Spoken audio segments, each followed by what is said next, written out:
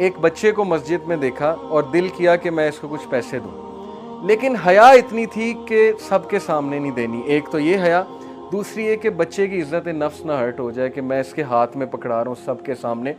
तो कहा कि बेटा मैं ना तुम्हें एक शर्ट गिफ्ट करना चाहता हूँ। बच्चा बड़ा खुश हुआ कि चलो शर्ट आ रही है। शर्ट की जेब में 10,000 दिरहम रख दिए। बच्चा जब घर गया तो माँ बाप ने जब शर्ट देखी और जेब देखी, कहते 10,000 दिरहम है इसमें, तो ये किसने रख दिए? तो बच्चे ने कहा ज़रूर उस शख्स ने रखे होंगे जिसने मुझे शर्ट दी। ये हया थी, यानी सबके सामने नहीं देना है। तो बड़ी ज़बरदस्त इनके और भी वाक़यात हैं। बहरहाल हज़रत उस्मान गनी जब एबिसीनिया हिजरत करने गए हैं और हिजरत से जब वापस आए हैं तो यू वॉन्ट बिलीव, मौरखीन लिखते हैं कि उनका माल 10 टाइम्स और बढ़ा, उनका बिजनेस 10 टाइम्स और बढ़ा। फिक्र नहीं करके गए, कोई बात नहीं, अल्लाह रसूल के लिए बिजनेस भी छोड़ना पड़ेगा, कोई बात नहीं। हालांकि वो हराम नहीं था, बस छोड़ना पड़ा हिजरत के लिए। हमारे लिए तो ऐसी सिचुएशन आएगी नहीं ना, पहली बार हमने कौन सा हिजरत करनी।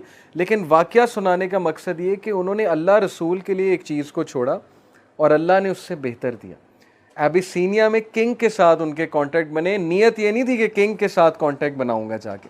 एबिसीनिया की मार्केट में किंग के साथ कॉन्टैक्ट बने और उनका बिजनेस मज़ीद फ्लरिश किया, मज़ीद ग्रो किया। फिर उम्मे सलमा रज़ियल्लाहु अन्हा, पता आपको उम्मे सलमा का नाम सुना है कभी? उम्महातुल मोमिनीन में से उम्मे सलमा। अबू सलमा जो थे, गालिबन अबू सलमा थे, उनकी वाइफ थी, बहुत ज़बरदस्त सहाबी थे, महाजरीन में से हैं ये दोनों। इन दोनों ने अल्लाह की राह में हिजरत की मदीना की तरफ। They both use to love each other a lot, बहुत ज़्यादा मोहब्बत थी आपस में। इनका एक ही बेटा था।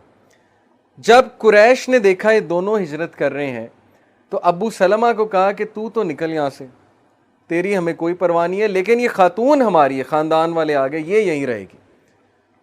अब वो खातून ज़ात थी, मजबूर थी, उन्हें वहीं रहना पड़ा। और अबू सलमा फिर गए कि नबी सल्लल्लाहु अलैहि वसल्लम के साथ मैंने जाना, और अल्लाह से दुआ करके गए कि अल्लाह हमें रीयूनाइट करें। और कितने साल वो लोग अलहदा रहे आप सोच नहीं सकते हैं, लेकिन उनमें मोहब्बत बहुत ज़्यादा थी। ये हैं ट्रू लव स्टोरीज़ जो हमारे यूथ को बतानी चाहिए हमें। उसके बाद उनके वालिद के कबीले के लोग आए, क्योंकि उनमें जाहिलिया अभी तक बाकी थी, कबायली जाहिलियत होती है ना। वो लड़ने आ गए कि ये बेटा हमारा है, ये तुम्हारा नहीं है। औरत के पास बेटा था, उन्होंने कहा ये बेटा हमें दो, हमें इसका बाप नहीं चाहिए, वो तो मुसलमान हो गया चला गया, लेकिन ये बच्चा हमारा है, बच्चा हमें दो। बच्चा छीन कर ले गए। कैन यू इमेजिन, माँ से बच्चा छीन कर ले गए। लेकिन उसके बाद बहरहाल एक बंदा था उनमें, एक बड़ा था उनके ख़ानदान में, उसने सुलह कराई, बच्चा वापस कराया। उम्मे सलमा भी फिर हिजरत करके वहाँ गई।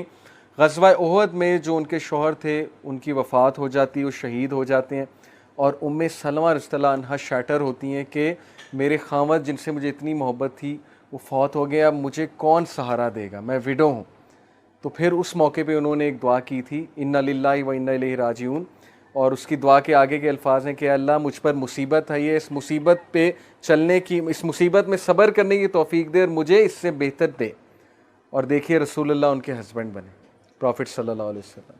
कितना बड़ा ऑनर है कि वो सोच रही कि कौन सहारा देगा, अब मैं क्या करूँगी, बेवा हूँ, और अल्लाह के नबी ने उनसे शादी कर ली। तो इसलिए अल्लाह के प्लान्स को कभी भी आप मत सोचें कि अल्लाह ने आपके लिए कुछ प्लान नहीं किया हुआ है। जब भी इंसान अल्लाह के लिए कुछ छोड़ता है, अल्लाह उससे बेहतर देता ही देता है उसे। इसलिए अल्लाह के लिए हराम को छोड़ दो, हराम से बाज आ जाओ, लेकिन अल्लाह से दुआ करो, अगर अल्लाह ने यही किस्मत में लिखा है हो जाएगा, नहीं लिखा तो कोई और बहुत बेहतर लिखा है।